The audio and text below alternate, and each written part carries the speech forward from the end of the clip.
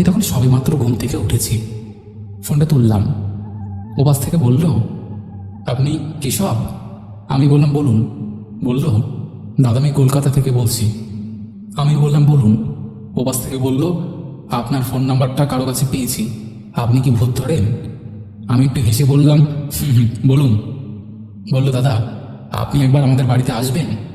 আমি বললাম, দাঁড়ান দাঁড়ান, আপনি কলকাতার কোথা থেকে বলছেন? আর আপনি যে আমাকে আসতে বলছেন, জানেন আমি কোথায় থাকি? বলল, হ্যাঁ আমি জানি তো, আপনি হরিদ্বার থাকেন, আপনি প্যারানর্মাল ইনভেস্টিগেটর আর তান্ত্রিক। আমি এবার একটু হেসে বললাম, হ্যাঁ পুরো খবর নিয়ে তাহলে ফোন করেছেন দেখছি। আচ্ছা আপনার সমস্যাটা কি বলুন তো?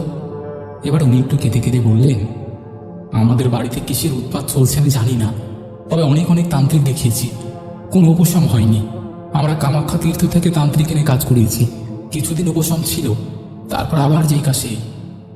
আমি বললাম, ঠিক আছে ঘটনাটা কি সেটা বলুন। এই শুনে উনি বললেন, ফোনে বলার মতো নয়, আপনি একবার আসুন। তুমি তো জানোই অমিত, আমি গরমে তেমন কোনো কাজ ধরি না, কারণ গরমে কোথাও যাওয়া আসা খুব অসুবিধে। তাই আমি বললাম, আমার খরচটা জানেন? বলল, আপনি যা চাইবেন তাই দেব, ট্রেন টিকিট আমি করিয়ে দেব। আমি বললাম, আমি একটু ভেবে আপনাকে জানাচ্ছি। তারপর সব কাজ ছেড়ে আমি ফোন করলাম। উনি বলল, দাদা আপনার টিকিট আমি করিয়ে দিয়েছি। আমি বললাম, আপনি কি করে জানলেন যে আমি আসার জন্য হ্যাঁ বলবো?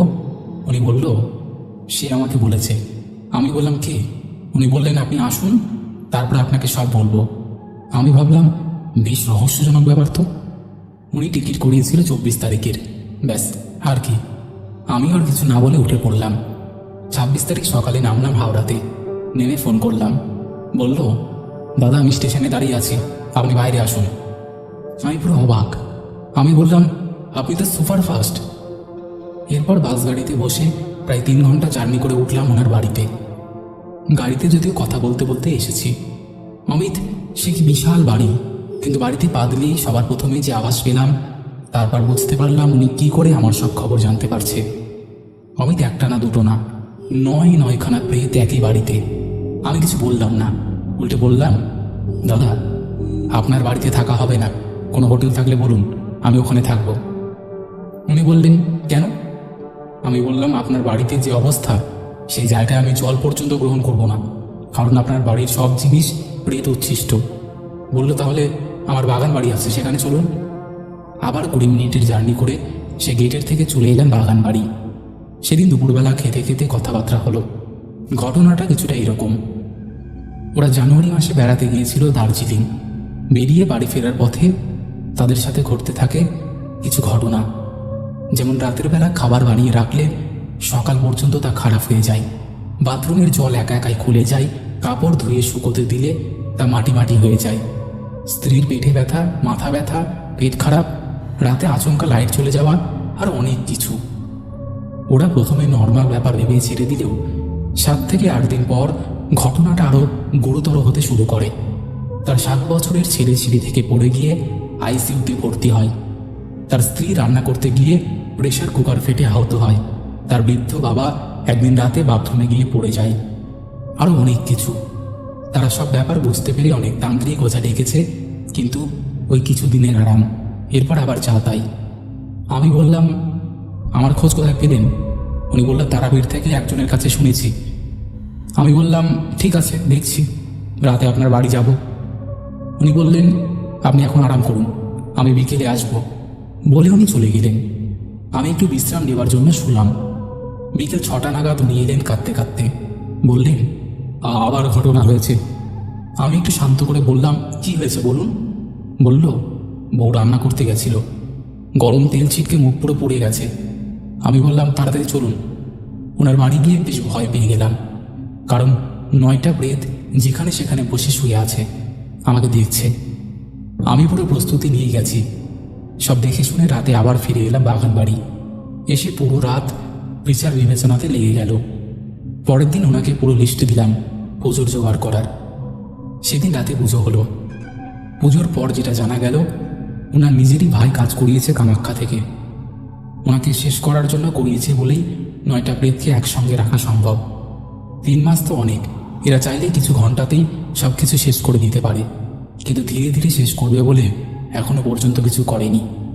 আমি ওনাকে বললাম, আপনার ভাই কোথায়? বলল, উনি বললেন সে অন্য জায়গায় থাকে।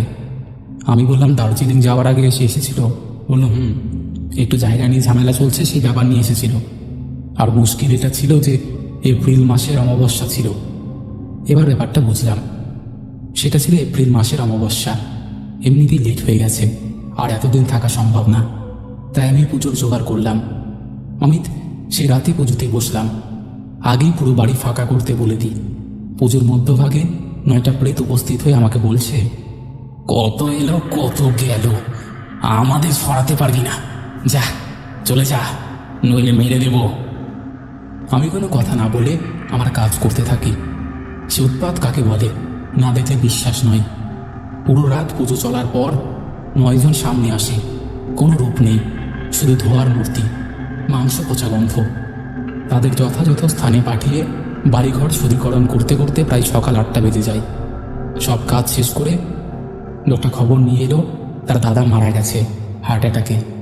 আমি শুধু একটা কথাই বললাম, যে খারাপ চায় তার ভালো হয় কি করে। ওনার বাড়ির সবাই মরা বাড়ি গেল, আমি গেলাম বাগান বাড়ি। সন্ধ্যায় উনি এলেন। আমি বললাম, আমি আরও 2 দিন থাকবো, কোনো অসুবিধা হলে জানাবেন। এরপর 2 দিন কোনো অসুবিধা হয়নি। আমি আমার পেমেন্ট নিয়ে চলে এলাম। অমিত, ঘটনাটা হয়তো খুব ভয়ের নয়, আবার খুব রোমাঞ্চকর না, কিন্তু মানুষ আজকের এই বিজ্ঞানের যুগে দাঁড়িয়েও কিছু সম্পত্তি আর কিছু টাকা পয়সার জন্য এমন কিছু কাজ করে যা মেনে নেওয়া কষ্টকর হয়ে ওঠে। কিছু লোক বলে, আপনি সাহায্য করেন তো পয়সা নেন কেন? তাদের উদ্দেশ্যে আমি একটা কথা বলি, আমাদেরকে 1000 থেকে 2000 কিলোমিটারও যেতে হয়, নিজের জীবন বাজি রেখে কাজ করতে হয়, তার বিনিময়ে মূল্য ধারণ করা হয়। যার বিপদ হয় সেই জানে তার জীবনের থেকে টাকার মূল্য বড় নয়। আর যাই হোক, ভালো থেকো, আবার সময় হলে আরও একটা ঘটনা নিয়ে আসবো। কেমন লাগলো অবশ্যই জানিও।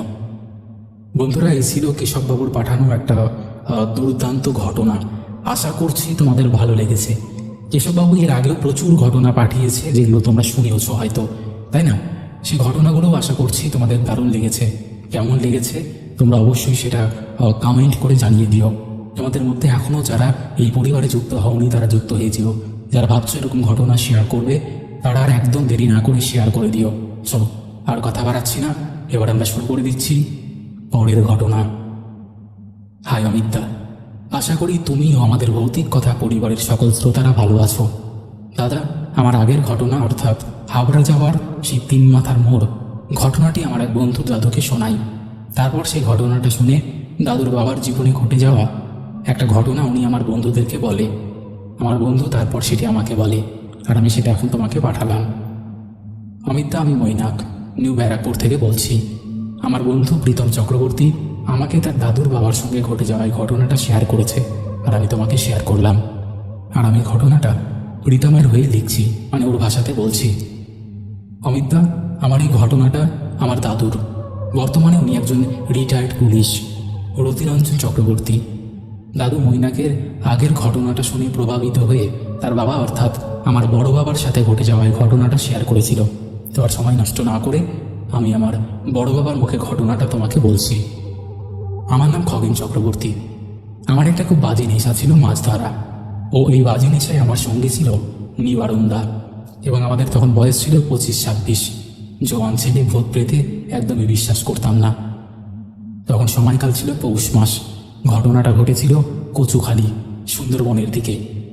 এবার তখন গ্রামগঞ্জে কোনো স্ট্রিট লাইটের ব্যবস্থা না থাকায় হ্যারিকেনের আলো আমাদের জন্য ওই সময় অমূল্য সম্পদ। ওই দিন আমি নিবারণকে বলি যে, নিবারণ, আজকে আমরা রাতে মাছ ধরতে যাব।